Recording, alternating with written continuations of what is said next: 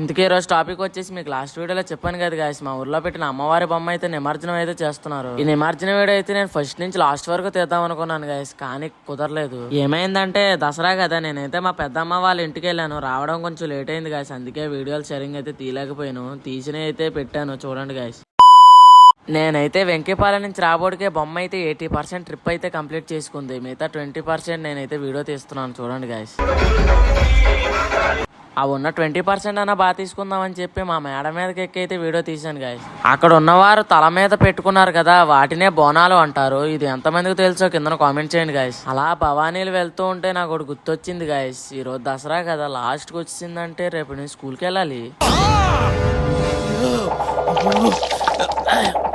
రేపటి నుండి ఎంతమంది స్కూల్కి వెళ్తున్నారో కిందనైతే ట్యాగ్ చేయండి గాయస్. నేనైతే వీడియో ఇంకా బాగా క్యాప్చర్ చేద్దామని కిందకి వెళ్తే మా భవానీ చూడండి ఎంత బాగా డాన్స్ చేస్తున్నా.